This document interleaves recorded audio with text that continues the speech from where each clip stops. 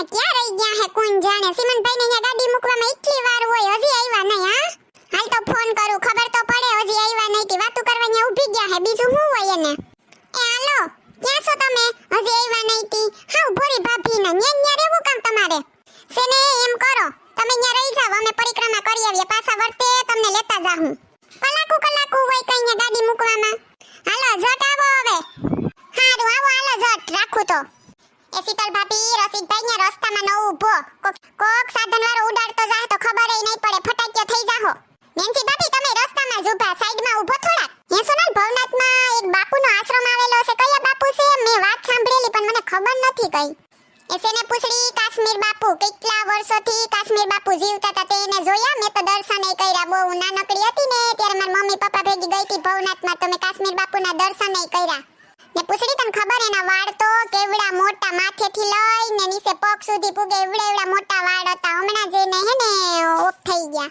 ને પૂછડી તને ખબર કાશ્મીર બાપુ આખા જૂનાગઢમાં હું થાય ઈ બધીને ખબર હોય, સમાધિમાં બેઠા હોય ને એટલે.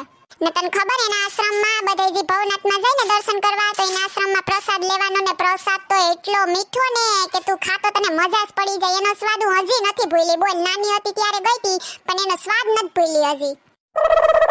હાલો સોનલ, તમે ક્યાં ઉભા બધાય?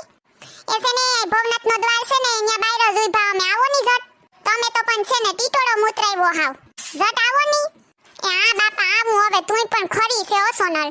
કે બહાર આવ્યા હોય ન્યાય તારા જીભને પોરો ન હોય કોઈ દી. આવો ની હવે ફોનમાં લેપ કરતા. આ આવ્યા, કોણ જાણે ક્યાં રહી ગયા તા. ક્યાં ઉભા તા તમે? અરે સિમનભાઈ વાહો લીધો, સાપીને જઈ જોઈ કે એટલે થોડીક વાર થઈ ગઈ. હા મને ખબર છે, સાના રોહુડા જ્યાં હોય ને સા. તો હવે મોડું નથી થાતું કે બાધવું મારી આરે તારે? હાલો ની હવે. એ હાલો જટ હાલવા મંડો. શીતલ ભાભી, જલપા બેન, બધાય રસિકભાઈ હાલો, નહીંતર ભવનાથમાં હમણાં ભીડ થઈ જાહે પાછી. એ તમને કહું, એ છે ને પૈસા માટે કાઢજો કહી દઉં. ખાવા પીવાના, ચા પાણીના, ને આપણે આપણી ગાડી લીધી આ ફળા કઈક છે. પડી ખબર ન કે તમે તો છે ભોરી ભાભીના. વગર વાઈતે વરહેજ રાખજો, કીધા વગર તો તમને ખબર ન પડે એટલે કહું તમને. એ હો, આ તો ખબર ન પડે ને એટલે થોડુંક ટક કરવું પડે. પણ હાલો ને હવે જટ હાલવા માંડો ને પછી એમાં ભીડ થઈ જાહે. જલપા બેન, આ તો છે ને આપણે વેલા આવી ગયા ને તે માણસોની એટલી ભીડ નથી, નહીતર તો બહુ ગર્દી હોય ખબર. હાલો આપણે આ ભવનાથના દર્શન કરતા આવીએ, ભીડ નત તો દર્શન થઈ જાય મસ્તના. આ તો હમણાં જોઈજો માણસોની એટલી ભીડ થાય ને કે જાણે કીડિયું નીકળી પડ્યું. એટલા માણસોની ભીડ થાય ખબર. એ પૂછડી તને કહું, તું ભેગી રહી જા, ક્યાંક વળી ખોવાઈ બોવાઈ જાય તો ક્યાં ગોચ્યું. આ સોનાનું ધ્યાન રાખીશ હો. જો તો કેવડી મોટી મૂર્તિ છે શંકર ભગવાનની. હર હર મહાદેવ. હા ઓ સોનલ બેન, હર હર મહાદેવ. આ ભવનાથમાં ઠંડક તો જો કેવી મસ્તની છે, ઠંડુ વાતાવરણ એકદમ શીતળ ને શાંત, મજા જ પડી જાય, મન પ્રફુલ્લિત થઈ જાય કા. હા ઓ સોનલ બેન, વાત સાચી તમારી. આ ભવનાથના મંદિરમાં થોડીક ભીડ છે નહીં સોનલ બેન? હા તે મંદિર હોય ને તો ભીડ હોય ને, બધે દર્શન કરવાનો આવતા હોય કામ. આ તો કઈ ભીડ નથી, હજી તો વધવાની છે, તમે જોઈજો તો ખરા.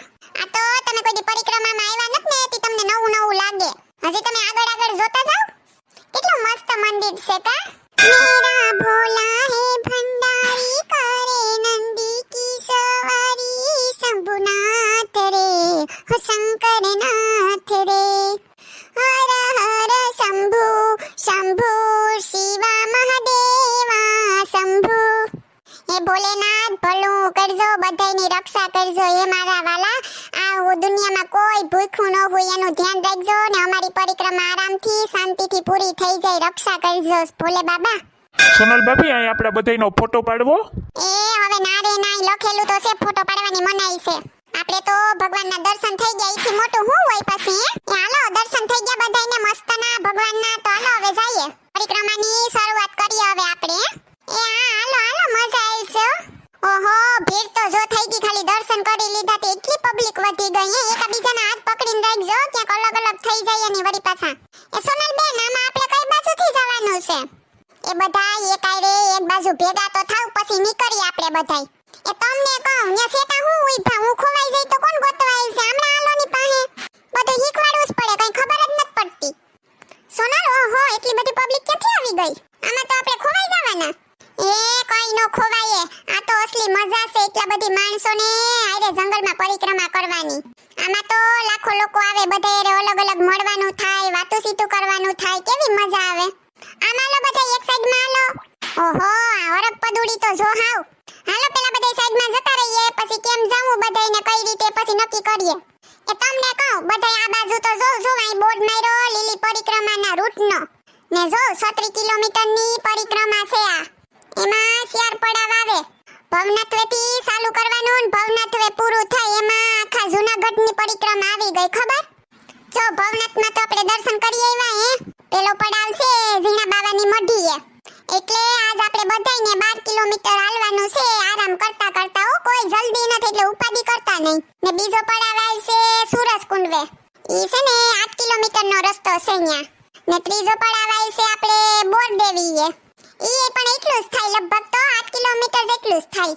ચોથો પડાવ આપણે આવશે ભવનાથની તળેટીએ. એટલે આપણે લીલી પરિક્રમા પૂરી. હર હર શંભુ. ખબર પડી ગઈ ને બધાયને હવે.